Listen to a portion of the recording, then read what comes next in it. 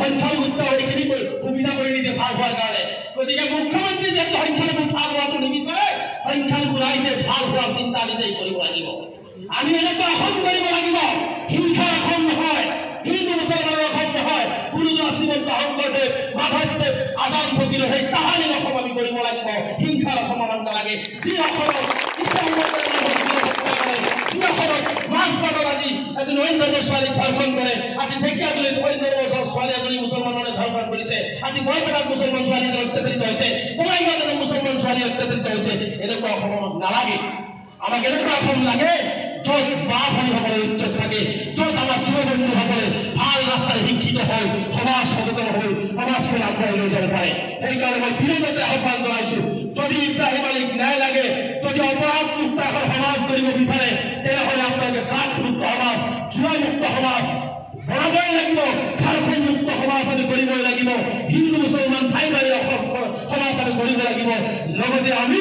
শিক্ষাৰে শিক্ষিত হ'ব লাগিব ই মাদ্ৰাছা শিক্ষাই হওক ইঞ্জিনিয়াৰিং শিক্ষাই হওক আমি কলমে হোৱাৰ কাৰণে আজি শিক্ষাৰ জ্ঞান আমাৰ মাজত নথকাৰ কাৰণে আজি আমি যাযাবৰী জীৱন যাপন কৰিবলগীয়া হৈছে আজি আমি কথা শুনিবলগীয়া হৈছে গতিকে মই সংখ্যালঘু সমাজক হাত জোৰ কৰি অনুৰোধ কৰিছোঁ এটা কথা মনত ৰাখিব যিয়ে নিজৰ পৰিৱৰ্তন নিবিচাৰে যিয়ে নিজৰ ভাল হোৱাটো নিবিচাৰে স্বয়ং সৃষ্টিকৰ্তা মহান অন্নতাই তাৰ ভাল কৰি নিদিয়ে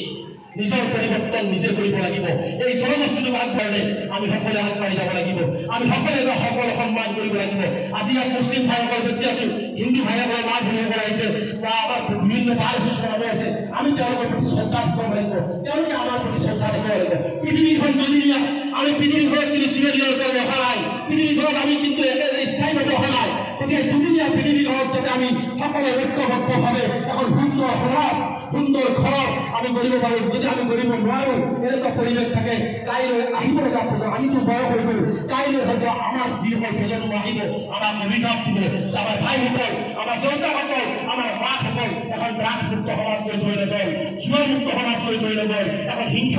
হিংসামুক্ত অসম কৰি থৈ নগ'ল এই অভিশাপ কিন্তু আমাৰ ওপৰত দিব সেইকাৰণে মই বিনম্ৰতাৰে আপোনালোকক আহ্বান জনাইছোঁ আহক মিলিজুলি আমি সকলোৱে ঐক্যবদ্ধভাৱে ইব্ৰাহিমৰ হত্যাকাণ্ডৰ দোষী ফাঁচি কাটিবলৈ দাবী উত্থাপন কৰোঁ মাছ পাতৰ এই ঝাৰখণ্ডৰ ছোৱালীৰ পক্ষ আৰু ছোৱালীৰ ন্যায়ৰ বাবে এই ঝাৰখণ্ডকাৰীক ফাঁচি দিয়াৰ দাবী উত্থাপন কৰোঁ এই বঙাইগাঁৱত এই পাখণ্ড পাত যুৱকে এই সংখ্যালঘু সমাজৰ সেই ছোৱালীজনীকে যি অন্যায় কৰিলে তাৰো আমি উত্তৰ বিচাৰোঁ তাৰো আমি ন্যায় বিচাৰোঁ ঢেকীয়াজুলিত যি অন্যায় হ'ল আদিবাসী ছোৱালী এজনীৰ ওপৰত তাৰো আমি এই ঝাৰখণ্ডকাৰীক ফাঁচিৰ দাবী আমি উত্থাপন কৰোঁ আমি সকলোৱে অন্যায় বিৰুদ্ধে